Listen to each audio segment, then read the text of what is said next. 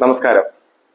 March മാസം 13-ാം തീയതി അർദ്ധരാത്രി മുതൽ 14-ാം തീയതി രാവിലെ വരെയാണ് കളമശ്ശേരി പോളിടെക്നിക്കിന്റെ ഹോസ്റ്റലിൽ പോലീസും എക്സൈസും ചേർന്ന് സംയുക്തമായിട്ടുള്ള പരിശോധന നടത്തിയത്. ആ പരിശോധനാ വിവരങ്ങൾ പുറത്തു വന്നപ്പോൾ SFIക്കെതിരെ മാധ്യമങ്ങൾ സംഘം ചേർന്ന് വാർത്തകൾ ചമയ്ക്കുന്നത് നമ്മൾ കണ്ടു. ഉച്ചയായപ്പോഴേക്കും KSU കളമശ്ശേരി പോളിടെക്നിക്കിലേക്ക് മാർച്ച് നടത്തി. ഉച്ചയോടെ ബഹുമാനപ്പെട്ട പ്രതിപക്ഷ നേതാവും മുൻ പ്രതിപക്ഷ നേതാവും KPCC പ്രസിഡന്റും പ്രസ്താവനകളുമായി പത്രസമ്മേളനം നടത്തി. എന്താണ് KPCC president Shri K Sudhakaran പറഞ്ഞത്? അദ്ദേഹം പറഞ്ഞത് കഞ്ചാവും അതുപോലെ തന്നെ മദ്യവും ഉപയോഗിക്കുന്നവരെ വിദ്യാർത്ഥികൾ എന്ന പദപ്രയോഗത്തിന് യോഗ്യരല്ല. ഈ കേസിൽ പ്രതികളായവരെ ഒരിക്കലും വിദ്യാർത്ഥികൾ എന്ന് വിളിക്കരുത് എന്നതാണ് അദ്ദേഹം പറഞ്ഞത്. ബഹുമാനപ്പെട്ട പ്രതിപക്ഷ നേതാവാണെങ്കിൽ ഇവർക്ക് അന്താരാഷ്ട്ര തലത്തിലുള്ള മയക്കുമരുന്ന് ലോബിയുമായിട്ട് ബന്ധമുണ്ട്. അതുപോലെ തന്നെ ഇവർ വലിയ കണ്ണികളാണ്. ഇതിന്റെ സോഴ്സ് കണ്ടെത്തണം. ഈ വിദ്യാർത്ഥികൾ ശരിക്കും പറഞ്ഞാൽ അവരെ രാഷ്ട്രീയപരമായിട്ടുള്ള പിന്തുണ അവർക്കുണ്ട്. അവർ കുറ്റവാളികളാണ്, അവർ തെറ്റ് ചെയ്തവരാണ്. അവരെ ഒരിക്കലും വിദ്യാർത്ഥികളായി പരിഗണിക്കാനേ പാടില്ല എന്നതാണ് പ്രതിപക്ഷ നേതാവും പറഞ്ഞത്. മുൻ പ്രതിപക്ഷ നേതാവ് ഏറ്റവും ആദ്യം പത്രസമ്മേളനത്തിൽ പറഞ്ഞു ഈ SFIയെ നിരോധിക്കണം. അത് കേട്ട വഴി ഇപ്പോഴത്തെ പ്രതിപക്ഷ നേതാവും ആവർത്തിച്ചു SFIയെ നിരോധിക്കണം. ഉച്ചയ്ക്ക് ശേഷം KSUവിന്റെ നിലപാടിൽ ചെറിയ മാറ്റം വന്നു. KSU സംസ്ഥാന പ്രസിഡന്റ് ഈ കേസിലെ അറസ്റ്റ് ചെയ്യപ്പെട്ട പ്രതികളുടെ വിവരങ്ങൾ പുറത്തു വന്നപ്പോൾ അദ്ദേഹം പറഞ്ഞു, ഞങ്ങൾ ഇതിനെ രാഷ്ട്രീയപരമായിട്ട് കാണുന്നില്ല എന്ന് പറഞ്ഞു. ഇപ്പോ 1-2 ദിവസം കഴിഞ്ഞു. ഈ കേസിലാകെ 5 പ്രതികളെ അറസ്റ്റ് ചെയ്തു, 3 പേരെ റിമാൻഡ് ചെയ്തു. ആരൊക്കെയാണ് ആ പ്രതികൾ? കൃത്യമായി പൊതുസമൂഹത്തിൽ ഈ വിവരങ്ങളുണ്ട്. 5 പേരിൽ 4 പേരും KSUവിന്റെ ഉത്തരവാദിത്തപ്പെട്ട നേതാക്കന്മാരാണ്. റിമാൻഡ് ചെയ്ത 3 പേരും KSUവിന്റെ നേതാക്കന്മാരാണ്. ഇതുപോലുള്ള ഒരു ക്യാമ്പസിലേക്ക് ആരാണ് മയക്കുമരുന്ന് കൊണ്ടുവന്നത് ആഷിഖും അതുപോലെ ഷാലിക്കുമാണ്. ഷാലിക്ക് KSUവിന്റെ മുൻ യൂണിറ്റ് സെക്രട്ടറിയാണ്. മെമ്പർഷിപ്പ് ക്യാമ്പയിൻ ഉദ്ഘാടനം ചെയ്തത് ഷാലിക്കാണ്. ഒരു ക്യാമ്പസിൽ ഒരു വിദ്യാർത്ഥി പ്രസ്ഥാനത്തിന്റെ മെമ്പർഷിപ്പ് ക്യാമ്പയിൻ ഉദ്ഘാടനം ചെയ്യുന്നത് സ്വാഭാവികമായും ഒരു മാതൃകാ വ്യക്തിത്വം എന്ന രൂപത്തിൽ എല്ലാ കുട്ടികൾക്കും മാതൃകയാക്കാവുന്ന ആളെ ആയിരിക്കും ഏത് വിദ്യാർത്ഥി പ്രസ്ഥാനവും വിളിക്കുക. KSUവിന്റെ വനിതകൾ ഉൾപ്പെടെയുള്ളവർക്ക് മെമ്പർഷിപ്പ് എഴുതി കൊടുത്ത് ആ ചടങ്ങ് ഉദ്ഘാടനം ചെയ്ത മഹത് വ്യക്തിയായി അവർ കൊണ്ടുവന്നത് ഇപ്പോൾ 2 കിലോ കഞ്ചാവ് ഈ ക്യാമ്പസിന്റെ ഹോസ്റ്റലിലേക്ക് കൊണ്ടുവന്ന ഷാലിക്കായിരുന്നു. അതിന്റെ ചിത്രങ്ങൾ പൊതുസമൂഹത്തിലുണ്ട്. അതുപോലെ 2 കിലോ കഞ്ചാവുമായി കയ്യോടെ പിടികൂടിയ ആകാശ്, അദ്ദേഹം KSUക്കാരനല്ല എന്ന രൂപത്തിലാണ് പ്രചരിപ്പിക്കുന്നത്. എന്താണ് വസ്തുത?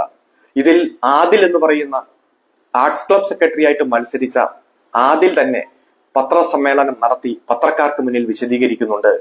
ആകാശ് KSUവിന്റെ യൂണിറ്റ് കമ്മിറ്റി അംഗമാണ്, തെരഞ്ഞെടുപ്പിൽ മത്സരിച്ച ആളല്ല, പക്ഷെ KSUവിന്റെ സജീവ പ്രവർത്തകനാണ് എന്ന് പറയുന്നു.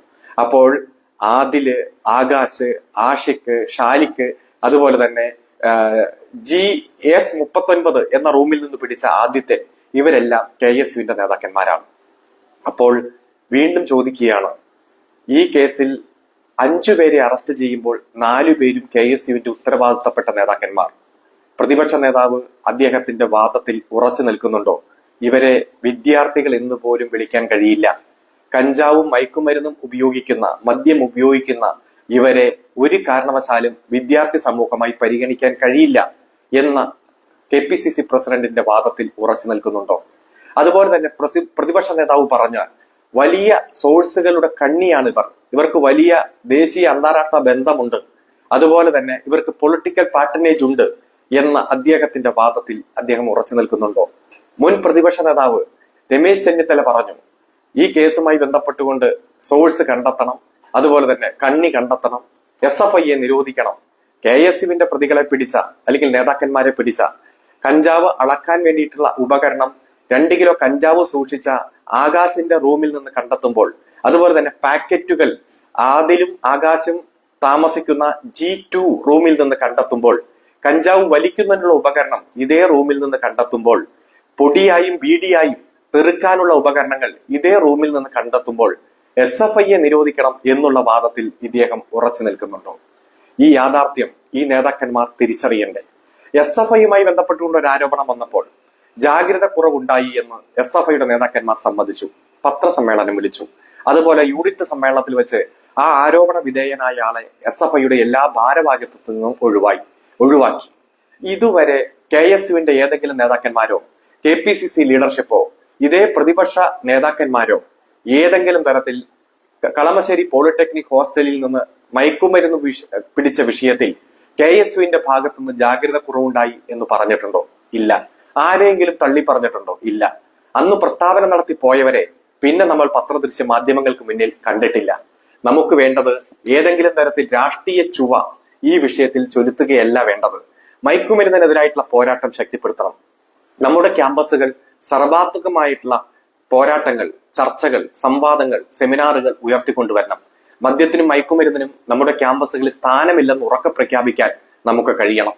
കഴിഞ്ഞ 8 ദിവസം, അതായത് മാർച്ച് 5 മുതൽ 12 വരെ കേരളത്തിൽ പോലീസും എക്സൈസും ചേർന്ന് 3568 റെയ്ഡുകളാണ് നടത്തിയത്.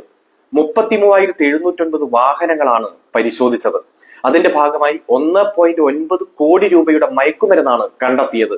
554 പേരെ ഇതിന്റെ ഭാഗമായി കേസുകൾ രജിസ്റ്റർ ചെയ്തു. 555 പേരെ കയ്യോടെ പിടികൂടുന്ന സാഹചര്യം ഉണ്ടായി. ഇപ്പോൾ വീണ്ടും ഒരു 8 ദിവസത്തേക്ക് ഈ തരത്തിലുള്ള റെയ്ഡും സെർച്ചും എല്ലാം എക്സ്റ്റെൻഡ് ചെയ്തിരിക്കുകയാണ്, വർദ്ധിപ്പിച്ചിരിക്കുകയാണ്. അതിന്റെ ഭാഗമായി വലിയ ജാഗ്രതയോട് കൂടിയിട്ടുള്ള പ്രവർത്തനം സംഘടിപ്പിക്കാൻ നമുക്ക് കേരളത്തിൽ കഴിഞ്ഞിട്ടുണ്ട്. ഇതിനെയൊന്നും ഒരു രാഷ്ട്രീയ ചൊവ്വയോടെ കാണാൻ ഭരണാധികാരികൾ തയ്യാറായിട്ടില്ല. എക്സൈസ് വകുപ്പ് മന്ത്രി എന്താണ് പറഞ്ഞത്? അദ്ദേഹം പറഞ്ഞത് ക്യാമ്പസുകളിലെ സെർച്ചും പ്രതികളെ അറസ്റ്റ് ചെയ്തതും ഒന്നും ഒരു രാഷ്ട്രീയ നിറത്തിന്റെ ഭാഗമായി കാണാൻ പാടില്ല, യോജിച്ച പോരാട്ടമാണ് വേണ്ടത് എന്നതാണ് പറഞ്ഞത്. നമ്മുടെ വ്യവസായ മന്ത്രിയും പറഞ്ഞു ഒരു തരത്തിലും രാഷ്ട്രീയ നിറം ഇതിലേക്ക് ചുമത്തരുത് എന്നതാണ്.